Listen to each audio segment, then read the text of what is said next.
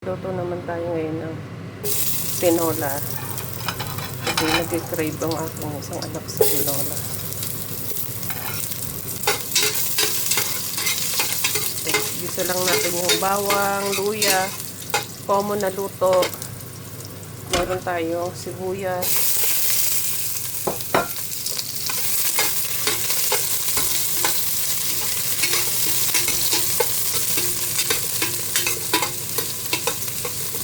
Pwede na natin ilagay ang ating chicken.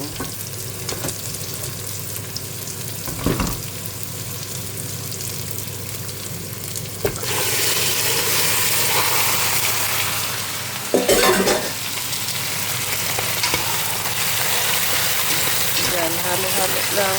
Isayin natin hanggang mag-brown yung kanyang chicken. At takpan muna natin yan.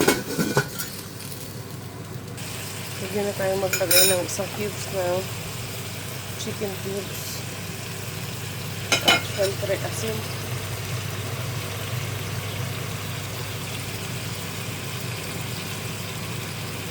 Pwede rin patis kung gusto niyo magpatis.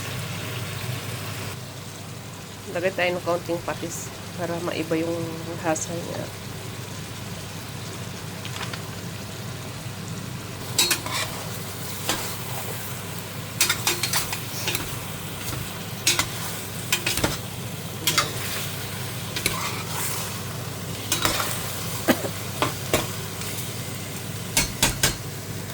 Tapos, kulubin natin siya ulit mga 5 minutes.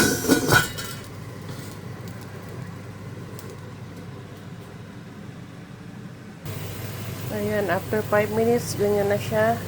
Pwede na tayong maglagay ng ating sandamakmak ng sayote. Dahil maraming sayote sa garden, kaya yan, maraming sayote.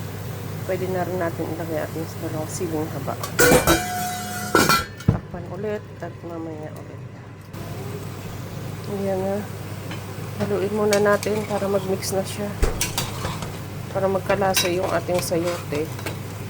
Huwag muna kayo maglalagay ng tubig para yung lasa, yung alat, mapupunta siya sa sayote.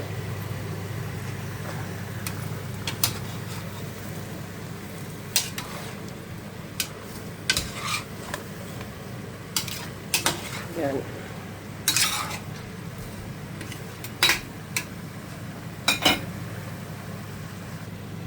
So, ayan, after 5 minutes, kung makikita nyo, may sabaw na siya. So, yan yung galing sa sayote. Hindi pa natin yan nilalagyan ng tubig para i-absorb niya. See? Kita nyo ba? May sabaw na siya, oh. Wala pa tayong tubig na nilalagayan. Para i-absorb niya yung Maglalagay pala tayo ng lemongrass. Kukuha lang ako sa garden. Lagay tayo ng lemongrass. Galing yan sa aking garden. Napadami yung kuha ko, so itatabi ko na lang yung sarap. Ang laki-laki kasi ang taba. Pailalim natin siya para kasama siya sa pagkulot. Ayan, since lumabas na yung arang katas ng ating sayote, so pwede na natin siyang lagyan ng mainit na tubig. Mainit na tubig ang ilalagay natin. Ayan yung iwas lansa din siya sa kinakain nating tinola. Lagay tayo ng maraming sabaw. Sunod yung baka.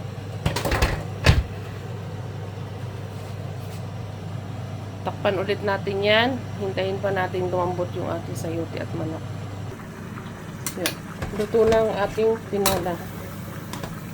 Tikman na lang natin, malambot na yung sayote niya, malambot na yung manok niya.